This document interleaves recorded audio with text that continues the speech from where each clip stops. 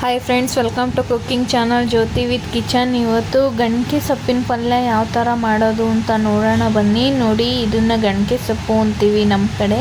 ನಿಮ್ಮ ಕಡೆ ಏನಂತೀರಾ ಅಂತ ಕಮೆಂಟ್ ಮಾಡಿ. ಇದು ತುಂಬಾ ಹೆಲ್ತ್ ಬೆನಿಫಿಟ್ಸ್ ಇದೆ ಫ್ರೆಂಡ್ಸ್.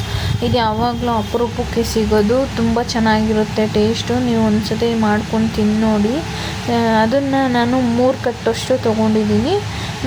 ಅದನ್ನೆಲ್ಲ ನೀಟಾಗಿ ಸೋಸ್ಕೋಬೇಕು. ಸೋಸ್ಕೊಂಡಾದಮೇಲೆ ಒಂದು 5ರಿಂದ 6 ನೀರಲ್ಲಿ ಚೆನ್ನಾಗಿ ತೊಳ್ಕೊಬೇಕು ಅದನ್ನು.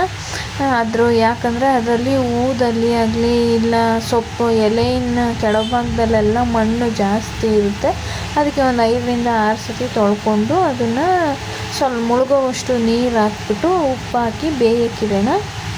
ಅದು ಚೆನ್ನಾಗಿ ಬೇಯಬೇಕು ಫ್ರೆಂಡ್ಸ್.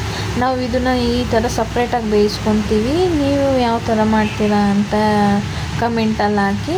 ಅದೆಲ್ಲ ಬೇಯ್ತಾ ಇರಲಿ ಸೈಡಿಗೆ. ಅಷ್ಟೊತ್ತಿಗೆ ನೋಡಿ, ಒಂದು 4 ಈರುಳ್ಳಿನ ಸಣ್ಣದಾಗಿ ಹೆಚ್ಚಿಟ್ಕೊಂಡಿದ್ದೀನಿ. ಹೆಚ್ಚಿಟ್ಕೊಂಡಾದ್ಮೇಲೆ ಅದಕ್ಕೇ ಒಣಮೆಣ್ಸಿನ್ಕಾಯಿನ ತೊಗೊಳ್ಳೋಣ. ನಿಮಗೆ ಖಾರಕ್ಕೆ ಎಷ್ಟು ಬೇಕೋ ಅಷ್ಟು ಖಾರಕ್ಕೆ ಅನುಗುಣವಾಗಿ ಒಣಮೆಣ್ಸಿನ್ಕಾಯಿನ ತೊಗೊಳ್ಳಿ. ನಾನೊಂದು 5 ಒಣಮೆಣ್ಸಿನ್ಕಾಯಿನ ಸಣ್ಣದಾಗಿ ಅದನ್ನು ಹೆಚ್ಚಿಟ್ಕೊಂಡಿದ್ದೀನಿ. ಮತ್ತು ಒಗ್ಗರಣೆಗೆ ಕರಿಬೇವಿನ ಸೊಪ್ಪನ್ನು ತೊಗೊಂಡಿದ್ದೀನಿ. ಸಾಸಿವೆ ಮತ್ತು ಎಣ್ಣೆನೂ ತೊಗೋಬೇಕು ಒಗ್ಗರಣೆಗೆ. ಅದು ಕರಿಬೇವಿನ ಸೊಪ್ಪು ಫ್ರೆಶ್ ಆಗಿದ್ದರೆ ಒಂದು ಸ್ವಲ್ಪ ಫ್ರೇಗ್ರೆನ್ಸ್ ಚೆನ್ನಾಗಿರುತ್ತೆ. ಅದಕ್ಕೆ ಫ್ರೆಶ್ ಆಗಿರೋದನ್ನ ಒಂದು 5ರಿಂದ 6 ಎಲೆ ತೊಗೊಂಡಿದ್ದೀನಿ. ಅದಕ್ಕೆ ಕಾಯಿ ಹಾಕಲೇಬೇಕು.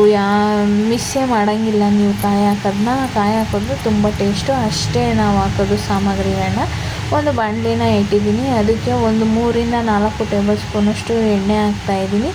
ಆ ಎಣ್ಣೆ ಕಾದಾದಮೇಲೆ ಸಾಸಿವೆನ ಹಾಕ್ಕೊಂಡು ಅದೆಲ್ಲ ಸಿಡಿಬೇಕು. ಸಾಸಿವೆ ಅಲ್ಲಿ ತನಕ ಸ್ವಲ್ಪ ಹೊತ್ತು ವೆಯ್ಟ್ ಮಾಡಿ. ನೋಡಿ, ಸಿಡಿತಾ ಇದೆ. ಇದು ಸಿಡಿಯೋ ಟೈಮಲ್ಲಿ ಕರಿಬೇವಿನ ಸೊಪ್ಪನ್ನ ಹಾಕ್ಕೊಂಡು ಫ್ರೈ ಮಾಡ್ಕೊಳ್ಳೋಣ. ಆಮೇಲೆ ಈರುಳ್ಳಿನ ಹಾಕ್ಕೊಂಡು ಫ್ರೈ ಮಾಡ್ಕೊಳ್ಳೋಣ. ಅದೆಲ್ಲ ಚೆನ್ನಾಗಿ ಫ್ರೈ ಆಗಲಿ. ಅದ್ರ ಜೊತೆಗೇ ಒಣಮೆಣ್ಸಿನ್ಕಾಯಿನೂ ಹಾಕ್ಕೊಳ್ಳಿ. ನಿಮ್ಗೆ ಎಷ್ಟು ಬೇಕೋ ಅಷ್ಟು ಖಾರಕ್ಕೆ ಹಾಕ್ಕೊಳ್ಳಿ. ಹಸಿಮೆಣ್ಸಿನ್ಕಾಯಿ ಯೂಸ್ ಮಾಡೋಂಗಿದ್ರೆ ಅದನ್ನು ಯೂಸ್ ಮಾಡ್ಕೋಬೋದು. ನಾವು ಒಣಮೆಣ್ಸಿನ್ಕಾಯಿ ಹಾಕ್ತೀವಿ, ಯಾಕಂದರೆ ಸೊಪ್ಪಲ್ಲಿ ಹಸಿಮೆಣ್ಸಿನ್ಕಾಯಿ ಕಾಣಲ್ಲ. ಇದರಲ್ಲಾದರೆ ಕಾಣುತ್ತಲ್ವ, ಅದಕ್ಕೆ ಎತ್ತಿ ಸೈಡಿಗೆ ಹಾಕ್ತಾರೆ.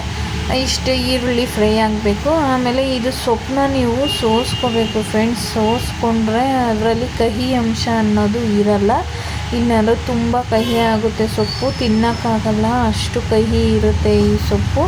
ನಿಮಗೆ ಇಲ್ಲ ನಮ್ಗೆ ಕಹಿ ಇಷ್ಟ ಆಗುತ್ತೆ ಅನ್ನೋರು ಬೇಕಾದರೆ ಹಂಗೇ ಹಾಕ್ಕೊಳ್ಳಿ. ಈರುಳ್ಳಿ ಜೊತೆನೇ ಹಾಕ್ಕೊಂಡು ಫ್ರೈ ಮಾಡ್ಕೊಳ್ಳಿ. ನಮ್ಗೆ ಕಹಿ ತಿನ್ನೋಕ್ಕಾಗಲ್ಲ, ಅದಕ್ಕೆ ನಾವು ಸೋಸಿ ಈ ಥರ ಹಾಕ್ಕೊಂಡಿದ್ದೀನಿ. ಅದಕ್ಕೆ ಸ್ವಲ್ಪ ಕಾಯಿನ ಲಾಸ್ಟಿಗೆ ಸೇರಿಸ್ಕೊಂಡ್ರೆ ತುಂಬ ಚೆನ್ನಾಗಿರುತ್ತೆ. ನೀವು ಸೈಡ್ ಡಿಶ್ಶಾಗಿ ಯೂಸ್ ಮಾಡ್ಬೋದು. ಚಪಾತಿಗೆ, ರೊಟ್ಟಿಗೆ, ಯಾವುದಕ್ಕೆ ಬೇಕಾದ್ರೂ ಯೂಸ್ ಮಾಡ್ಕೋಬೋದು. ನಿಮ್ಮ ಕಡೆ ಈ ಸೊಪ್ಪನ್ನ ಏನಂತೀರ ಕಮೆಂಟ್ ಮಾಡಿ. ಈ ವಿಡಿಯೋ ಇಷ್ಟ ಆದರೆ ಲೈಕ್ ಮಾಡಿ, ಶೇರ್ ಮಾಡಿ, ಕಮೆಂಟ್ ಮಾಡಿ. ನನ್ನ ಚಾನಲ್ನ ಸಬ್ಸ್ಕ್ರೈಬ್ ಮಾಡ್ಕೊಳ್ಳಿ. Thanks to all.